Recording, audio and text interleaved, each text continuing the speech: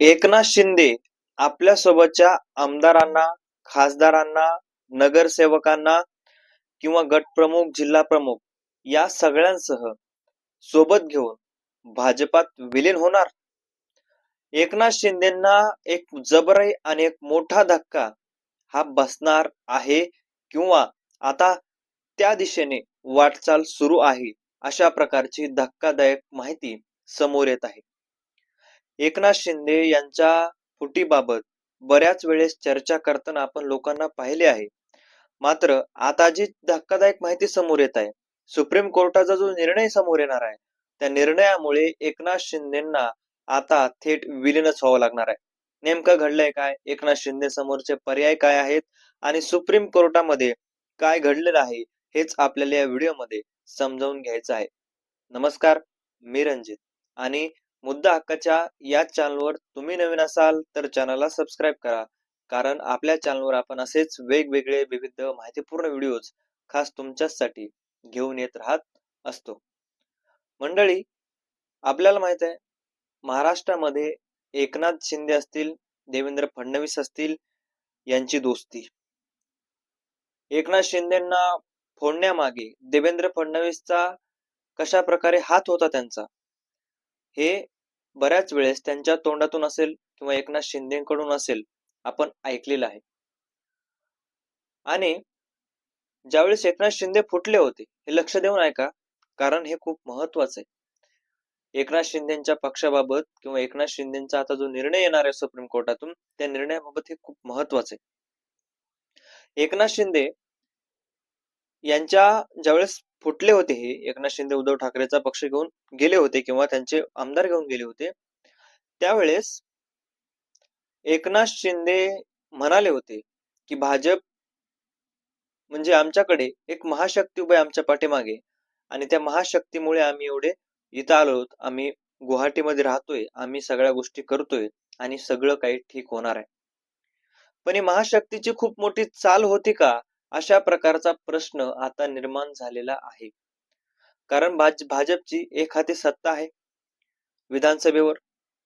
जरी एकनाथ शिंदेंनी साथ सोडली तरी सुद्धा अजित पवार जे सोबत राहतील त्यांच्या सोबत मिळून भाजप सत्तेवर राहू शकतो, अशा प्रकारची परिस्थिती सध्या महाराष्ट्रामध्ये आहे. एकनाथ शिंदेची कुठेही गरज भाजपला सध्या तरी नाही नसल्याचं दिसून येत आहे.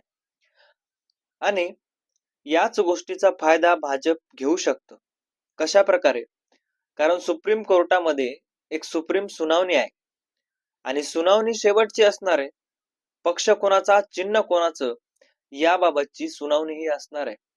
उद्धव ठाकरेंचा पक्ष म्हणजे शिवसेना यांच्या पक्षाचा धनुष्यबाण चिन्ह, हे धनुष्यबाण चिन्ह उद्धव ठाकरेंच्या पक्षाकडून एकनाथ शिंदेकडे देण्यात आलं. याचं कारण सांगण्यात आलं की ज्याच्याकडे मेजॉरिटी आहे, म्हणजे ज्याच्याकडे जास्तीत जास्त संख्याबळ आहे, त्यांच्याकडे हे जाणार. पण त्यावेळेस तात्पुरतं एकनाथ शिंदेना देण्यात आलं धनुष्यबाण.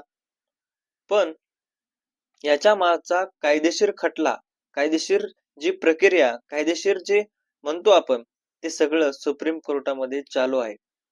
आणि आता याबाबतचा एक निर्णय येणार आहे आणि त्या निर्णयामध्ये अशा प्रकारचा निर्णय हा येऊ शकतो.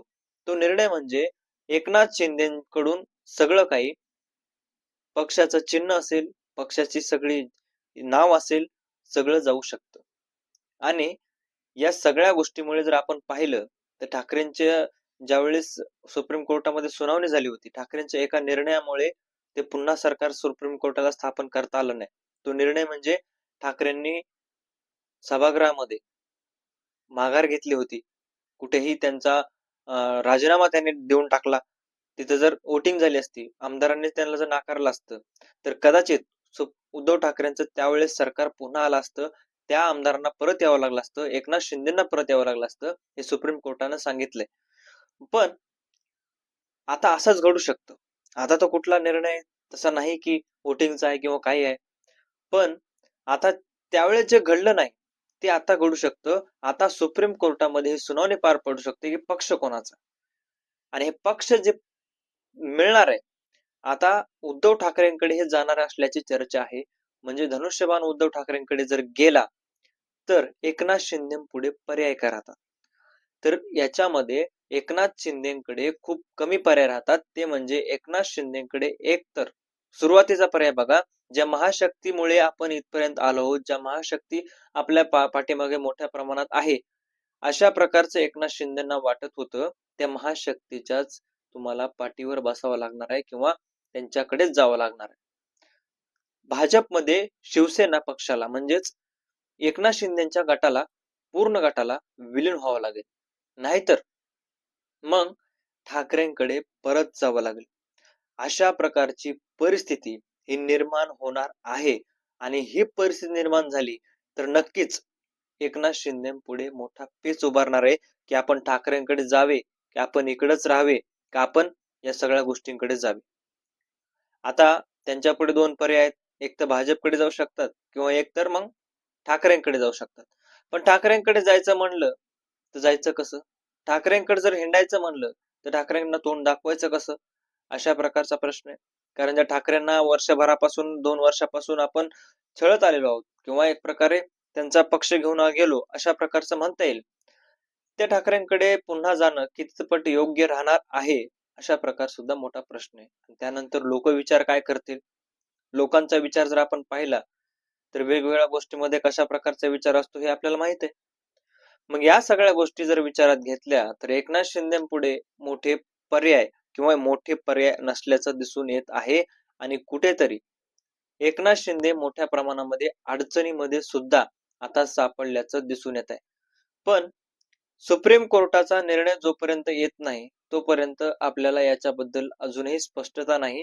मात्र जर हा निर्णय आला तर नक्कीच याच्यावर प्रभाव पडू शकतो आणि एकनाथ शिंदेना पुन्हा एकदा त्यांच्या जे म्हणतो आपण की एकतर भाजपमध्ये जावं लागेल किंवा मग शिवसेना उभाटा गटामध्ये त्यांना विलीन व्हावं लागेल आणि परत त्याच शिवसेनेमध्ये यावं लागेल ज्या शिवसेनेमध्ये उद्धव ठाकरे शिवसेनेचे प्रमुख होते, बाळासाहेब ठाकरेंचे शिवसेनेचे प्रमुख होते आणि त्याच शिवसेनेमध्ये त्यांना पुन्हा परत तिथे जावं लागेल आणि पुन्हा त्यांचा जे काय म्हणतो आपण ते सगळ्या गोष्टी स्वीकाराव्या लागतील आणि सगळ्या गोष्टी स्वीकारल्यानंतरच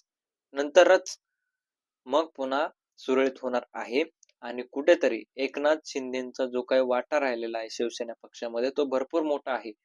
पण या वाट्यामध्ये जर या कोर्टाचा कायदेशीर निर्णयामध्ये कोणीही काही करू शकत नाही, सुप्रीम कोर्टाच्या पुढचा कोणीही नाही, त्या कोर्टामध्ये जर हा निर्णय झाला तर नक्कीच एकनाथ शिंदे पुढे मोठा पेच हा निर्माण झालाय असं म्हणायला हरकत नाही.